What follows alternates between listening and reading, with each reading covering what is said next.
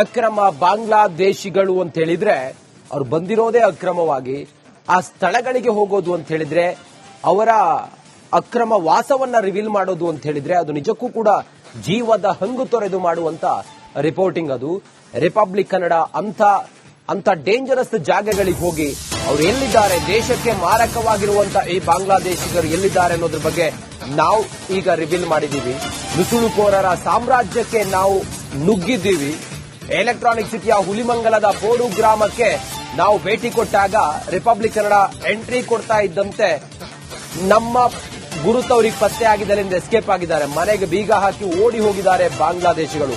ಒಂದೇ ಟೆಂಟ್ ನಲ್ಲಿ ಇಬ್ಬರು ಬಾಂಗ್ಲಾದೇಶಿಗಳು ವಾಸ ಮಾಡ್ತಾ ಇದ್ದಾರೆ. ಒಂದೇ ಟೆಂಟ್ ನಲ್ಲಿ ರಿಪಬ್ಲಿಕ್ ಕನ್ನಡ ಎಂಟ್ರಿ ಆಗ್ತಾ ಇದ್ದಂತೆ ವಲಸಿಗರು ಅಲ್ಲಿಂದ ಪರಾರಿಯಾಗಿದ್ದಾರೆ. ನೋಡಿ ಹೆಂಗಿದೆ ನೋಡಿ, ಭಾರತದ ಬಹುಸಂಖ್ಯಾತ ಹಿಂದೂಗಳನ್ನ ಬಾಂಗ್ಲಾದೇಶದಲ್ಲಿ ಕಂಡಲ್ಲಿ ಬೆಂಕಿ ಹಚ್ಚಿ ಸುಟ್ಟು ಹಾಕಿ ಕೊಂದಾಕ್ತಾ ಇದ್ದಾರೆ. ಹೀಗಿರುವಾಗ ಅಲ್ಲಿ ಬಾಂಗ್ಲಾದಲ್ಲಿರುವಂತಹ ಹಿಂದೂಗಳು ಪಾಪ ತಮ್ಮ ಜೀವ ಉಳಿಸಿಕೊಳ್ಳೋದಕ್ಕೆ ಪರದಾಡ್ತಾ ಇದ್ದಾರೆ. ಆದ್ರೆ ಬಾಂಗ್ಲಾದೇಶದಲ್ಲಿರುವಂತಹ ಬಹುಸಂಖ್ಯಾತ ಮುಸಲ್ಮಾನರು ಇಲ್ಲಿಗೆ ಬಂದು ಇಲ್ಲಿ ಅಕ್ರಮವಾಗಿ ನೆಲೆಸಿದ್ರೂ ಕೂಡ ಸುಮಾರು ವರ್ಷಗಳಾದ್ರೂ ಕೂಡ ನಾವು ಸುಮ್ಮನೆ ಇದ್ದೀವಿ. ಇವತ್ತು ರಿಪಬ್ಲಿಕ್ ಕನ್ನಡ ಅಕ್ರಮವಾಗಿ ಬಂದಿರುವಂತ ಇವರ ವಿರುದ್ಧ ಈಗ ಇವರ ಬೇಟೆಯನ್ನ ಶುರು ಮಾಡಿದೆ. ಆ ಮೂಲಕ ಇವ್ರು ಹೇಗ್ ಬಂದ್ರು, ದೇಶಕ್ಕೆ ಮಾರಕವಾಗಿರುವ ಇವರನ್ನ ಮತ್ತೆ ವಾಪಸ್ ಕಳಿಸಬೇಕು ಅನ್ನೋದು ನಮ್ಮ ವಿಚಾರ. ಈ ಕುರಿತು ನಮ್ಮ ರಿಪೋರ್ಟರ್ ಒಂದು ಪ್ರತ್ಯಕ್ಷ ವರದಿಯನ್ನು ಮಾಡಿದ್ದಾರೆ.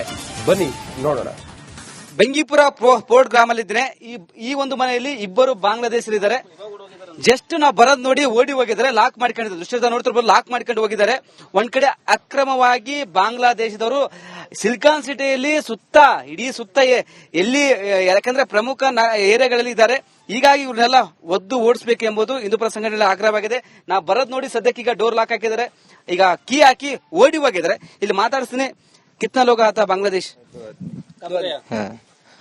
ಭಾಗ್ಯ 1-1.5 घंटा में ಭಾಗ್ಯ 1 ಗಂಟೆ ಮುಂಚೆ ಓಡೋಗಿದ್ದಾರೆ ಅಂತ ಅಂದ್ಬಿಟ್ಟು ಅವನು ಹೇಳ್ತಾನೆ. ಇಬ್ಬರಿದ್ದಾರಂತೆ. ಇದೇ ತರ ತುಂಬಾ ಫ್ಯಾಮಿಲಿಗಳಿದೆ. ಯಾಕಂದ್ರೆ ನೀವು ಪ್ರತ್ಯಕ್ಷದರ್ಶಿ ಆಗಿರೋದ್ರಿಂದ 1 ಗಂಟೆ ಮುಂಚೆ ನಾವು ಮೀಡಿಯಾದವ್ರು ಬರ್ತೀವಿ ಅಂತ ಅನ್ಬಿಟ್ಟು ಓಡೋಗೋ ಪ್ರಸಂಗ ಏನ್ ಮಾಡಕ್ ಬೇಕಾಯ್ತು. ಇವ್ರದ್ದು ದಾಖಲೆ ಇದ್ದಿದ್ರೆ ಆರಾಮಾಗಿ ತೋರಿಸಬಹುದಿತ್ತು. ನಾನು ಇಲ್ಲಿ ಸಿಟಿಜನ್ಶಿಪ್ ಪಡ್ಕೊಂಡಿದ್ದೀನಿ, ನಾನು ಇಲ್ಲಿರೋ ಕರ್ರತೆ ಅಂತ ಅಂದ್ಬಿಟ್ಟು ಪಡ್ಕೊಂಡು ಹೋಗಿತ್ತು. ಯಾವುದೇ ದಾಖಲಾತಿ ಇಲ್ದಾನೆ ಮೀಡಿಯಾ ಬಂದು ಓಡೋಗ್ತಾರೆ ಅಂತಂದ್ರೆ ತುಂಬಾ ಫ್ಯಾಮಿಲಿಗಳಿದೆ. ಈ ತರ ಸುಮಾರು 60-70 ಕಾಲೋನಿಗಳು ಈ ತರ ಇಲ್ಲಿ ಅಕ್ರಮ ಬಾಂಗ್ಲಾವಾಸಿಗಳು ಇದ್ದಾರೆ. ಯಾಕಂದ್ರೆ ನೀವು ಪ್ರತ್ಯಕ್ಷದರ್ಶಿ ಅವನು ಹೇಳ್ತಾನೆ ಕೇಳಿ. कितना लोग है? 2 लोग है ना इधर. कब जा रहे हैं? 1 घंटा का पहले 1-1.5 घंटा पहले 1-1.5 घंटा 1-1 घंटे ಮುಂಚೆ ಓಡೋಗಿದ್ದಾರೆ. क्यों जा रहे हैं इधर? वो हमारा आदमी आ रहा है ना, वो से जा रहे हैं. ठीक है, क्या काम कर रहे हैं उधर? ये वाला ಕಸರೆಲ್ಲ काम कर रहे हैं. ಕಬಡ್ಡಿ ಕಸ ಆಯೋದು ಈ ತರ ಕೆಲಸ. वो शाम का आ रहे हैं इधर. ठीक है, ನಾವು ಸಾಯಂಕಾಲ ಮತ್ತೆ ಪ್ರಯತ್ನ ಮಾಡ್ತೀವಿ ಅವ್ರನ್ನ ಮಾತಾಡ್ಸಕ್ಕೆ. ನೋಡೋಣ ಏನಾಗುತ್ತೆ ಅಂತ ಹೇಳಿ. ಈ ಕೆಲವೇ ಗಂಟೆಗಳಲ್ಲಿ ಈಗ ಡೋರ್ ಕ್ಲೋಸ್ ಮಾಡ್ಕೊಂಡು ಅವರು ಓಡಿ ಹೋಗಿದ್ರಂತ ಇಲ್ಲಿ ನಿವಾಸಿಗಳು ಹೇಳ್ತಾರೆ. ಯಾಕಂದ್ರೆ ಕೆಲವೊಂದು ವೆಸ್ಟ್ ಬೆಂಗಾಲ್, ಆಸಾಮದವರು ಇಲ್ಲೆಲ್ಲ ಚಿಂತೆ ಆಯ್ತಿದ್ದಾರೆ. ಇದೇ ಅವರ ಗುಡಿಸಲು ನೋಡ್ತಿರ್ಬೋದು. ಸುಮಾರು ಗುಡಿಸಲುಗಳಿದಾವೆ. ಶೆಡ್ ಹಾಕೊಂಡು ಇಲ್ಲೇ ಜೀವನ ಮಾಡ್ತಿದ್ರೆ. ಎಲ್ಲ ಬೇರೆ ಬೇರೆ ಸಿಟಿ ಒಳಗೆ ಹೋಗಿ ಕಸ ಆಯ್ದುಕೊಂಡು ಬರ್ತಾರೆ. ಬಿಯರ್ ಬಾಟಲ್ಗಳು ಎಲ್ಲವನ್ನ ಆಯ್ದುಕೊಂಡು ಬಂದು ಇಲ್ಲಿ ಡಂಪ್ ಮಾಡ್ತಾರೆ. ಇಲ್ಲಿಂದ ಬೇರೆ ಕಡೆ ಶಿಫ್ಟ್ ಮಾಡ್ತಾರೆ. ಇದಕ್ಕೊಬ್ಬ ಮಾಲೀಕ ಇದ್ದಾನೆ. ಇವ್ರನ್ನ ಕರ್ಕೊಂಡ್ ಬರೋರು ಯಾರು? ಬೇರೆ ಅಲ್ಲಿಂದ ಬಾಂಗ್ಲಾ ಪ್ರಜೆಗಳನ್ನ ಇಲ್ಲಿ ಕರೆದುಕೊಂಡು ಬರೋರು ಯಾರು? ಇದಕ್ಕೊಂದು ಮಾಲೀಕ ಇದ್ದಾನೆ. ಆ ಮಾಲೀಕರನ್ನ ಪತ್ತೆ ಹಚ್ಚಬೇಕಾಗತ್ತೆ. ಸಂಬಂಧಪಟ್ಟ ಅಧಿಕಾರಿಗಳು, ಸರ್ಕಾರ. ಒಂದ್ ಕಡೆ ದೇಶದ ಭದ್ರತೆಗೆ ಇದು ಸುರಕ್ಷಿತವಲ್ಲ. ಯಾಕಂದ್ರೆ ತುಂಬಾ ಅಕ್ರಮ ಬಾಂಗ್ಲಾದೇಶದವರು ಬೆಂಗಳೂರು ಸುತ್ತಮುತ್ತ ಇದ್ದಾರೆ ಎಂಬುದು ಕಡೆ ಹೇಳಲಾಗ್ತದೆ. ಇದಕ್ಕೆ ರಿಪಬ್ಲಿಕ್ ಕನ್ನಡ ಹಲವು ಕಡೆ ಹೋಗಿ ಒಂದ್ ಕಡೆ ಮೇಗಾ ಆಪರೇಷನ್ ಮಾಡ್ತಿದೆ. ಹಲವು ಬಾಂಗ್ಲಾದೇಶಿದ್ದಾರೆ ಎಂಬುದು ಗೊತ್ತಾಗುತ್ತೆ. ಇಲ್ಲಿ ಸಹ ಇದ್ದಾರೆ ಎಂಬುದು ಸ್ಪಷ್ಟವಾಗಿ ಇಲ್ಲಿ ನಿವಾಸಿಗಳು ಹೇಳ್ತಿದ್ದಾರೆ. ಕ್ಯಾಮ್ರಾ ಪರ್ಸನ್ ಲೋಹಿತ್ ಜೊತೆ ವೀರೇಶ್, ರಿಪಬ್ಲಿಕ್ ಕನ್ನಡ, ಬೆಂಗಳೂರು. ಅಕ್ರಮ ಬಾಂಗ್ಲಾದೇಶಿಗಳು ಬೆಂಗಳೂರನ್ನ ತಮ್ಮ ಹಬ್ ಮಾಡಿಕೊಂಡಿದ್ದಾರೆ. ಈ ಅಕ್ರಮ ಬಾಂಗ್ಲಾದೇಶಿಗಳ ಸಾಮ್ರಾಜ್ಯ ಯಾವ ರೀತಿ ಇದೆ ಗೊತ್ತಾ? ಟೆಂಟಲ್ ಮನೆ ಮಾಡ್ಕೊಂಡಿದ್ದಾರೆ, ಅಲ್ಲೇ ವಾಸ. ಕಳೆದ ಅನೇಕ ವರ್ಷಗಳಿಂದ ಅಲ್ಲಿ ಇದ್ದಾರೆ ಅನ್ನುವಂತಹ ರೀತಿಯಲ್ಲಿ ಭಾಸ ಆಗ್ತಾ ಇದೆ. 3-4 ಎಕರೆ ಜಾಗದಲ್ಲಿ ಬಾಂಗ್ಲಾದೇಶಿಗಳು ಜೀವನ ಮಾಡ್ತಿದ್ದಾರೆ. ಹುಲಿಮಂಗಲದ ಪೋಡು ಗ್ರಾಮದಲ್ಲಿ republic Kannada exclusive ground report ಇದೆ. ಅಕ್ರಮ ಬಾಂಗ್ಲಾದೇಶಿಗಳ ಕೋಟೆ ಈಗ ಎಕ್ಸ್ಪೋಸ್ ಆಗ್ತಾ ಇದೆ. ಒಂದು ಸಾಮ್ರಾಜ್ಯವನ್ನೇ ಕಟ್ಕೊಂಡಿದ್ದಾರೆ. 3-4 ಎಕರೆ ಅಂತಂದ್ರೆ ಸುಮ್ಮನೆನಾ? 3-4 ಎಕರೆಯಲ್ಲಿ ಇವರ ಅಕ್ರಮ ಟೆಂಟ್ಗಳು. ಬೆಂಗಳೂರಿನಲ್ಲಿ ಒಂದಿನ ಜಾಗ ತಗೊಳ್ಳೋದಕ್ಕೆ ಎಲ್ಲರೂ ಪರದಾಡುವಂತಹ ಸಂದರ್ಭದಲ್ಲಿ 3-4 ಎಕರೆಯಲ್ಲಿ ಇವರ ವಾಸ.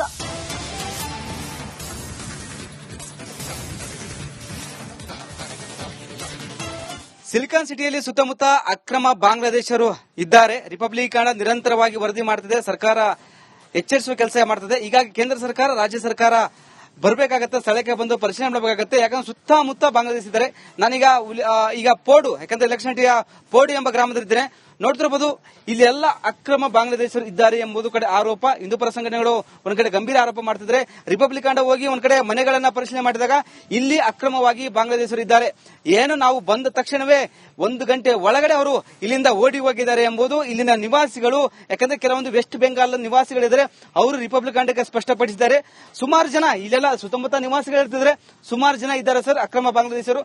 ಸುಮಾರು 5 ರಿಂದ 6 ವರ್ಷ ಆಯ್ತು ಅವರು ಇಲ್ಲಿ ಬಂದು. ನೋಡಿ ಯಾವ ರೀತಿಯಾಗಿ ಇಲ್ಲಿ ಚಿಂದಿ ಆಯ್ದು ಇಲ್ಲಿ ತಂದು ಇಡ್ತಾರೆ, ಇಲ್ಲಿಂದ ಬೇರೆ ಕಡೆ ಶಿಫ್ಟ್ ಮಾಡ್ತಾರೆ. ಇದೆಲ್ಲ ಬಾಡಿಗೆ ಕೊಟ್ಟಿದ್ದಾರೆ. ಯಾರೋ ಒಬ್ಬ ಇಲ್ಲಿನ ಸುತ್ತಮುತ್ತ ನಿವಾಸಿ ಒಬ್ಬ ಬಾಡಿಗೆ ಕೊಟ್ಟಿದ್ದೇನೆ, ಬಾಡಿಗೆದಲ್ಲಿದ್ದೇನೆ, ಎಲ್ಲ ಶೆಡ್ ಹಾಕಿಕೊಂಡು ಸುತ್ತ ಲೈನಲ್ಲಿ ಅಕ್ರಮವಾಗಿ ಬಾಂಗ್ಲಾದವರು ಇದ್ದಾರೆ ಎಂಬುದು ಗಂಭೀರ ಆರೋಪ. ಯಾಕಂದ್ರೆ ರಿಪಬ್ಲಿಕ್ ಹೋಗಿ ಮನೆಗೆ ಹೋಗಿ ಏನೋ ಒಂದ್ ಕಡೆ ವಿಚಾರಿಸಿದಾಗ ಅಲ್ಲಿ ಬೀಗ ಹಾಕಿ ಓಡಿ ಹೋಗಿದ್ದಾರೆ. ಅಲ್ಲಿ ಪಕ್ಕದ ನಿವಾಸಿ ಒಬ್ಬ ರಿಪಬ್ಲಿಕ್ ಸ್ಪಷ್ಟಪಡಿಸಿದ್ದಾನೆ, ಸಂಬಂಧಪಟ್ಟ ಅಧಿಕಾರಿಗಳು ಎಚ್ಚೆತ್ತುಕೊಳ್ಬೇಕು. ಇದು ಒಂದೇ ಪ್ಲೇಸ್ ಅಲ್ಲ, ಅಲ್ಲಿ ಎಲ್ಲ ಮರಗಳಿದಾವಲ್ಲ, ಆ ಮರಗಳಲ್ಲಿ ಸಹ ಅಕ್ರಮವಾಗಿ ಬಾಂಗ್ಲಾದೇಶ ಇದೆ. ಬಟ್ ಅಲ್ಲಿ ಕಣ್ಣಿಗೆ ಕಾಣಲ್ಲ ನಮಗೆ, ಯಾಕಂದ್ರೆ ಮರಗಳಿದಾವೆ. ಹಾಗಾಗಿ ಅಲ್ಲಿ ಸಹ ಸುಮಾರು ಒಂದು 4-5 ಎಕರೆ ಇವರೇ ವಿಸ್ತೀರ್ಣವಾಗಿ ಸೆಡ್ ಹಾಕೊಂಡು ಟೆಂಟ್ ಹಾಕೊಂಡು ಒಂದ್ ಕಡೆ ಇಲ್ಲಿ ಮನೆ ನಿರ್ಮಾಣ ಮಾಡಿಕೊಂಡು ಇಲ್ಲಿ ಕೆಲಸ ಕಾರ್ಯಗಳು ಮಾಡ್ತಿದ್ರೆ ಅಕ್ರಮವಾಗಿ ಬಾಂಗ್ಲಾದೇಶರು ಇಲ್ಲಿ ಇದ್ದಾರೆ. ಹೀಗಾಗಿ ಸಂಬಂಧಪಟ್ಟ ಅಧಿಕಾರಿಗಳು, ರಾಜ್ಯ ಸರ್ಕಾರ, ಕೇಂದ್ರ ಸರ್ಕಾರ ಬರಬೇಕಾಗತ್ತೆ, ಪರಿಶೀಲನೆ ಮಾಡಬೇಕಾಗತ್ತೆ. ಇವರು ಹೇಗೆ ಬಂದ್ರು, ಇಲ್ಲಿಗೆ ಕರೆದವರು ಯಾರು, ಇಲ್ಲಿಗೆ ನೆಲೆ ಕೊಟ್ಟವರು ಯಾರು, ಎಲ್ಲವನ್ನ ಪರಿಶೀಲನೆ ಮಾಡಿ ಅವ್ರ ವಿರುದ್ಧ ಕ್ರಮಕ್ಕೆ ಮುಂದಾಗಬೇಕಾಗತ್ತೆ. ಯಾರು ಅಕ್ರಮವಾಗಿ ಇಲ್ಲಿ ಬಂದಿದ್ದಾರೋ ಅವ್ರನ್ನ ಒದ್ದು ಅವರ ದೇಶಕ್ಕೆ ಓಡಿಸಬೇಕೆಂಬುದು ಹಿಂದೂ ಪರ ಸಂಘಟನೆಗಳ ಒತ್ತಾಯವಾಗಿದೆ. ಹೀಗಾಗಿ ನೋಡ್ತಿರಬಹುದು ಯಾವ ರೀತಿಯಾಗಿ ಚಿಂತೆ ಆಯ್ತಾರೆ, ಯಾವ ರೀತಿಯಾಗಿ ಮನೆಯನ್ನ ರೆಡಿ ಮಾಡಿಕೊಂಡಿದ್ದಾರೆ. ಎಲ್ಲ ಸೆಡ್ ಮುಖಾಂತರ ಮನೆಗಳನ್ನ ರೆಡಿ ಮಾಡಿಕೊಂಡಿದ್ದಾರೆ. ಸುಮಾರು 3-4 ಎಕರೆ ಇವರೇ ವಿಸ್ತೀರ್ಣವಾಗಿದೆ. ಇಲ್ಲಿ ಸುತ್ತಮುತ್ತ ನಿವಾಸಿಗಳಿಗೆ ತುಂಬಾ ತೊಂದರೆ ಆಗಿದೆ.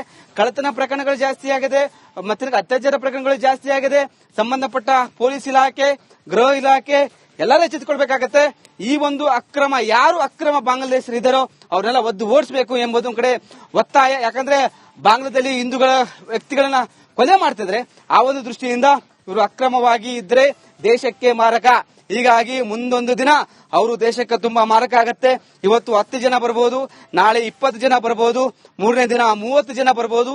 ಹೀಗೆ ತಮ್ಮ ಪ್ರದೇಶದ ಜನವನ್ನ ಇಲ್ಲಿ ಕರೆಸಿ ಒಂದ್ ಕಡೆ ಅಡ್ಡೆ ಮಾಡಿಕೊಂಡಿದ್ದಾರೆ. ಹೀಗಾಗಿ ಪ್ರತಿಯೊಬ್ಬರು ಬಂದು ಆಧಾರ್ ಕಾರ್ಡ್, ರೇಷನ್ ಕಾರ್ಡ್ ಎಲ್ಲವನ್ನು ಚೆಕ್ ಮಾಡಬೇಕಾಗತ್ತೆ. ಯಾಕಂದ್ರೆ ವೆಸ್ಟ್ ಬೆಂಗಾಲ್ ಅವರು ಒಂದ್ ಕಡೆ ಇಲ್ಲಿ ಇದ್ದಾರೆ, ಅವರು ಪ್ರತಿಯೊಂದು ಆಧಾರ್ ಕಾರ್ಡ್, ರೇಷನ್ ಕಾರ್ಡ್ ಎಲ್ಲವನ್ನು ಇಟ್ಕೊಂಡಿದ್ರೆ ಅದು ಸಹ ಚೆಕ್ ಮಾಡಬೇಕಾಗತ್ತೆ. ಯಾಕಂದ್ರೆ ಅವರು ಇದು ನಿಜನ ಆಧಾರ್ ಕಾರ್ಡ್, ಯಾಕಂದ್ರೆ ಡೂಪ್ಲಿಕೇಟ್ ಆಧಾರ್ ಕಾರ್ಡ್ ಮಾಡಿಸಿಕೊಂಡು ಬಂದಿರಬಹುದು. ಯಾಕಂದ್ರೆ ಇಲ್ಲಿ ರಿಪಬ್ಲಿಕ್ ನಿವಾಸಿಗಳು ಹೇಳ್ತಿದ್ರೆ ಸರ್ ಇಲ್ಲಿ ಅಕ್ರಮವಾಗಿ ಇದ್ದಾರೆ.